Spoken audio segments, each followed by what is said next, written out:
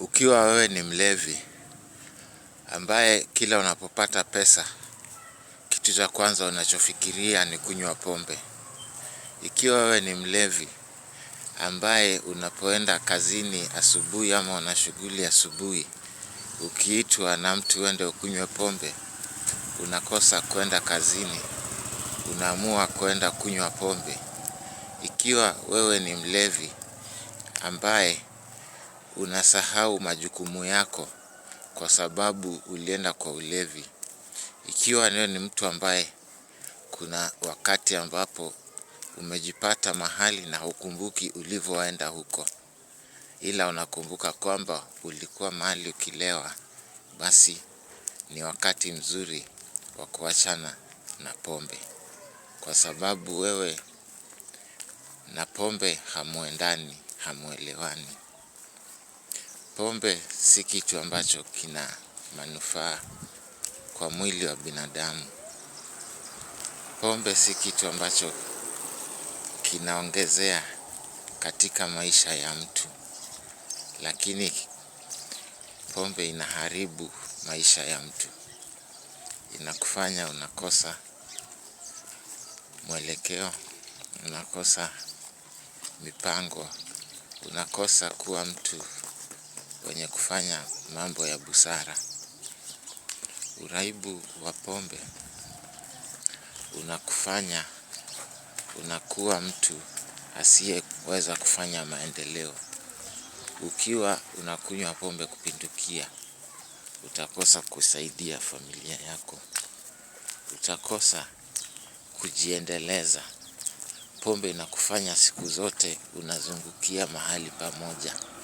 Akili yako yote inatekwa na pombe hiyo. Kwa miaka kadhaa ambayo nilikunywa pombe, singeweza kujiendeleza. Singeweza kufikiria kitu chochote cha muhimu. Kila mara nilikuwa natafuta jinsi nitakavyokunywa pombe. Ukipata pesa, hata chakula huwezi nunua. Utaenda ukunywe pombe. Ukikuwa na vitu kwa nyumba, utajipata unaviuza ili ukakunywe pombe.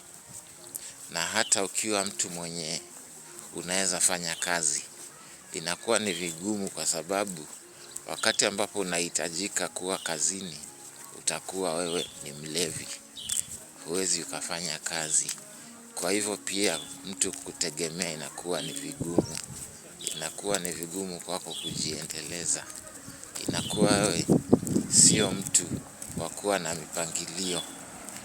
Mtu mlevi huwezi ukapanga na yeye. Mkaagizana kwamba mpatane kesho saa fulani wakati fulani. Kwa sababu yeye atajisahau afikirie pombe na ataenda kunywa pombe. Atakosa kufika pale mlipoagana. Mtu ambaye anakunywa pombe hawezi akaweka siri. Mtu huyu huongea. Unapokunywa pombe, mdomo wako unakuwa umefunguka, uko wazi. Hujui unachosema, hufikirii kabla ya kunena. Utasema mambo ambayo yatakuaibisha, yataleta migogoro na vita. Unapata kuna mtu anakunywa pombe ndio apate nguvu ya kwenda kusema jambo linalomsumbua. Lakini anapoenda kusema hayo mambo, anaongea vitu ambavyo havistahili. Hayo ndio matatizo yanayokuja na uraibu wa pombe. Utapata kwamba mtu anakunywa pombe, unakosa mahali pa kulala. Huwezi ukajinunulia chakula. Huwezi ukanunua nguo nzuri. Lakini kila pesa unapata, utakunywa pombe. Utapata mtu ako na 1,000. Badala ya kununua chakula, ataenda akunywe pombe. Utapata mtu uko na pesa. Badala ya kulipia nyumba yako kodi, utaenda ukunywe pombe. Alafu uende udanganye mwenye nyumba kwamba umeibiwa, kwamba sijui kumekuwa namna gani, mara hatujalipwa. Pombe inakufanya unakuwa mtu mwenye kusema uongo kila mara. Lakini hali yote unasema unafanya mambo ya kipumbavu ni kwa sababu unataka kunywa pombe. Mwisho wa siku hii pombe ikusaidii. Hii pombe inafanya unapoteza vitu, unakosa heshima, unakuwa mtu mwenye kudharauliwa. Lakini wakati unakunywa pombe huwezi ona kwamba pombe inakudhuru. Huwezi ona kwamba umekuwa mjinga. Na kila mara pia ukiona hivyo alafu ufikirie kwamba utaacha pombe, unapata bado unakimbilia kunywa pombe. Unarudi tu kwa kunywa pombe. Pombe inakuumiza. Unaambiwa pombe itakudhuru maini, viungo vingine vya mwili. Unaacha siku 2, 3, unarudi tena unajipata unakunywa. Kwa sababu umefanya pombe kuwa mazoea. Pombe ni kama ambayo ndio inakusukuma mwili ukafanye kazi zake. Lakini ukweli ni kwamba hiyo pombe inakuharibu. Pombe inakuzurudisha nyuma. Pombe haina manufaa. Pombe inakuumiza. Kuna watu ambao wanajua kunywa pombe kwa ustaarabu.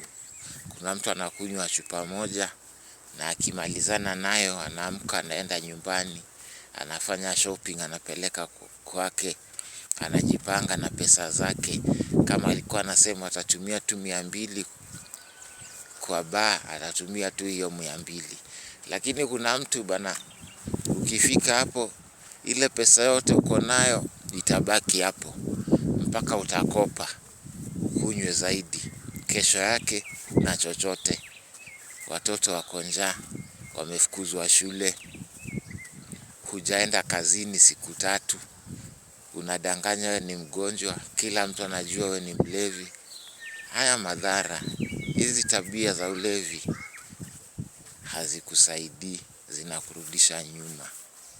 Na mimi zimenirudisha nyuma, na nashukuru kwamba niliachana na uraibu wa pombe, na kwa sasa ninajikaza kuyajenga maisha yangu, na ninafurahia nikiamka nikiwa niko sober, nikiwa sijakunywa pombe.